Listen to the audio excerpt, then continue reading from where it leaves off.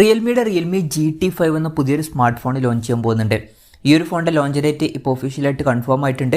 പിന്നെ ഫീച്ചേഴ്സിനെ പറ്റിയിട്ടുള്ള പല കാര്യങ്ങളും ഇപ്പോൾ അറിയാൻ കഴിഞ്ഞിട്ടുണ്ട്. ഈ ഒരു വീഡിയോയിൽ നമ്മൾ നോക്കാൻ പോകുന്നത് റിയൽമി GT5 എന്ന സ്മാർട്ട് ഫോണിനെ പറ്റിയിട്ടാണ്. ആദ്യം നമ്മൾ ഫീച്ചേഴ്സും കാര്യങ്ങളൊക്കെ നോക്കുകയാണെന്നുണ്ടെങ്കിൽ റിയൽമി GT5ൽ 6.74 ഡിസ്പ്ലേ വന്നേക്കാം.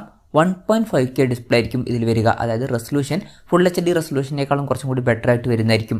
റെസൊല്യൂഷൻ വരിക 1240x2722 ആയിരിക്കും. അമോലെഡ് ഡിസ്പ്ലേയും കാര്യങ്ങളൊക്കെ ഈ ഫോണിൽ വരുന്നതായിരിക്കും. പിന്നെ ഡിസ്പ്ലേയിൽ 144 ഹെർട്സിൻ്റെ റിഫ്രഷ് റേറ്റ് സപ്പോർട്ട് ചെയ്തേക്കാം. പഞ്ചോൾ ഡിസൈനും കാര്യങ്ങളൊക്കെ ഈ ഫോണിൽ വരുന്നതായിരിക്കും. പഞ്ചോൾ വരിക ടോപ്പ് സെൻറ്റർ ഭാഗത്തായിട്ടായിരിക്കും. പിന്നെ ഈ ഒരു ഫോണിൽ കർവ്ഡ് ആയിട്ടുള്ള ഡിസ്പ്ലേയും കാര്യങ്ങളൊക്കെ വരുന്നതായിരിക്കും. 2160 ഹെർട്സിൻ്റെ PWM ഡിമ്മിങ് എന്നുള്ള ഫീച്ചറും ഇതിൽ വന്നേക്കാം. അപ്പം ഈ ഒരു ഫോണിൽ അത്യാവശ്യം നല്ല ഡിസ്പ്ലേ ഫീച്ചേഴ്സും കാര്യങ്ങളൊക്കെ വരാൻ സാധ്യതയുണ്ട്. ഇൻ ഡിസ്പ്ലേ ഫിംഗർ പ്രിൻറ്റ് സെൻസറും കാര്യങ്ങളൊക്കെ ഈ ഫോണിൽ വരുന്നതായിരിക്കും. പിന്നെ ഈ ഫോണിൻ്റെ ബാക്കിൽ മിറാക്കിൾ ഗ്ലാസ് ആയിരിക്കും വരിക എന്നാണ് ഇപ്പോഴുള്ള റിപ്പോർട്ടുകൾ പറയുന്നത്. മിറാക്കിൾ ഗ്ലാസുമായിട്ട് വരുന്ന ആദ്യത്തെ ഫോണായിരിക്കും റിയൽമി GT5 എന്ന ഫോൺ. ഇത് ടെക്നോളജി എന്താണ് എന്നുള്ള കാര്യം അവർ റിവീൽ ചെയ്തിട്ടില്ല. എന്നാലും അവർ മുമ്പ് പറഞ്ഞിട്ടുള്ളത് ഈ ഒരു ടെക്സ്ചർ മെയിൻറ്റെയിൻ ചെയ്യാൻ അവർ കുറച്ച് ബുദ്ധിമുട്ടി എന്നൊക്കെയാണ്. എന്തായാലും പുതിയൊരു ടെക്നോളജിയും കാര്യങ്ങളൊക്കെ ഇതിൽ വരുന്നതായിരിക്കും. ഇനി പ്രൊസസ്സറിൻ്റെ കാര്യത്തിലോട്ട് വരികയാണെന്നുണ്ടെങ്കിൽ ഈ ഒരു ഫോൺ ഇപ്പം ഗീക്ബെഞ്ച് സൈറ്റിൽ ലിസ്റ്റ് ചെയ്തിട്ടുണ്ട്.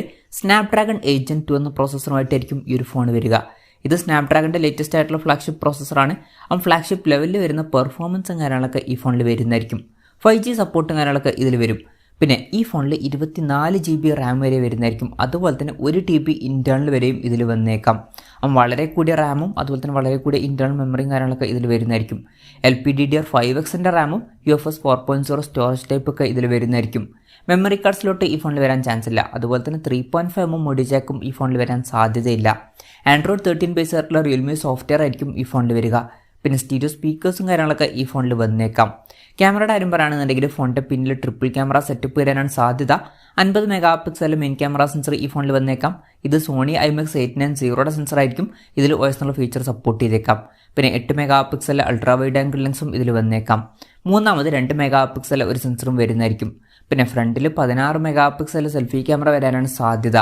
ബാറ്ററിയുടെ കാര്യം പറയുകയാണെന്നുണ്ടെങ്കിൽ ഈ ഫോണിൻ്റെ 2 വെർഷൻസ് ലോഞ്ച് ചെയ്തേക്കാം എന്നാണ് ഇപ്പോഴുള്ള റിപ്പോർട്ടുകൾ പറയുന്നത്. ഒരു വെർഷനിൽ 4600 mAh ബാറ്ററി വന്നേക്കാം. അതിൽ 240 വാട്ടിൻ്റെ ഫാസ്റ്റ് ചാർജ് സപ്പോർട്ട് ലഭിച്ചേക്കാം.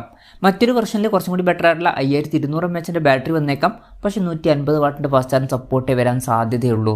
അപ്പോൾ വളരെ മികച്ച ബാറ്ററി സെറ്റപ്പും കാര്യങ്ങളൊക്കെ ഈ ഫോണിൽ വന്നേക്കാം. പിന്നെ Type-C ചാർജിംഗ് പോർട്ടായിരിക്കും ഈ ഫോണിൽ വരിക. ഇതൊക്കെയാണ് ഫീച്ചേഴ്സിനെ പറ്റി പറയാനുള്ള കാര്യങ്ങൾ. ലോഞ്ച് ഡേറ്റിൻ്റെ കാര്യം പറയുകയാണെന്നുണ്ടെങ്കിൽ ഓഗസ്റ്റ് 28 ഈ സ്മാർട്ട് ഫോൺ ലോഞ്ച് ചെയ്യാൻ പോകുന്നത്. പക്ഷേ ശ്രദ്ധിക്കേണ്ട ഒരു കാര്യം, ആ ഒരു ദിവസം ഇന്ത്യൻ മാർക്കറ്റിലല്ല ഈ ഫോൺ ലോഞ്ച് ചെയ്യാൻ പോകുന്നത്. ആ ഒരു ദിവസം ചൈനീസ് മാർക്കറ്റിലാണ് ഈ ഫോൺ ലോഞ്ച് ചെയ്യാൻ പോകുന്നത്. ഇപ്പം ഒഫീഷ്യലായിട്ട് തന്നെ ലോഞ്ച് ഡേറ്റ് കൺഫേം ആയിട്ടുണ്ട്. ഇനി ഇന്ത്യയിൽ ഈ ഫോൺ ലോഞ്ച് ചെയ്യുമെന്ന് വെച്ചാൽ ചിലപ്പം ഇന്ത്യൻ മാർക്കറ്റിൽ ഈ ഫോൺ ലോഞ്ച് ചെയ്തേക്കാം. കൺഫർമേഷൻസ് ഒന്നും ഇപ്പം പുറത്ത് വന്നിട്ടില്ല. പിന്നെ ഇന്ത്യൻ മാർക്കറ്റിൽ ഇതേ പേരിലായിരിക്കും ഈ ഫോൺ ലോഞ്ച് ചെയ്യുക എന്നും പറയാൻ പറ്റില്ല. ചിലപ്പം വേറെ ഏതെങ്കിലുമൊക്കെ പേരിലും ലോഞ്ച് ചെയ്തേക്കാം. വിലയുടെ കാര്യം പറയുകയാണെന്നുണ്ടെങ്കിൽ അതിനെ പറ്റിയിട്ടുള്ള ന്യൂസുകളൊന്നും ഇപ്പം പുറത്ത് വന്നിട്ടില്ല. എന്നാലും നമ്മുടെ എക്സ്പെക്റ്റേഷനും കാര്യങ്ങളൊക്കെ പറയുകയാണെന്നുണ്ടെങ്കിൽ ഇന്ത്യൻ മാർക്കറ്റിൽ ഈ ഫോൺ ചിലപ്പം ഒരു 50,000-55,000 രൂപ പ്രൈസ് റേഞ്ചായിട്ട് ലോഞ്ച് ചെയ്തേക്കാം. ജസ്റ്റ് നമ്മുടെ എക്സ്പെക്റ്റേഷൻ പറഞ്ഞു എന്നുള്ളൂ. അതിനെ പറ്റിയിട്ടുള്ള ന്യൂസുകളൊന്നും ഇപ്പം പുറത്ത് വന്നിട്ടില്ല. എന്തായാലും റിയൽമി GT5 എന്ന പുതിയൊരു സ്മാർട്ട് ഫോൺ ലോഞ്ച് ചെയ്യാൻ പോകുന്നുണ്ട്. അത്യാവശ്യം നല്ല ഫീച്ചേഴ്സും കാര്യങ്ങളൊക്കെ ഈ ഫോണിൽ വന്നേക്കാം. നല്ലൊരു പ്രൈസിങ്ങിലും കൂടി ലോഞ്ച് ചെയ്യുകയാണെന്നുണ്ടെങ്കിൽ വളരെ നല്ലൊരു കാര്യമായിരിക്കും. എന്തായാലും റിയൽമി GT5 എന്ന സ്മാർട്ട് ഫോണിനെ പറ്റിയിട്ടുള്ള നിങ്ങളുടെ അഭിപ്രായം ജസ്റ്റ് ഒന്ന് കമൻറ്റ് ചെയ്യുക.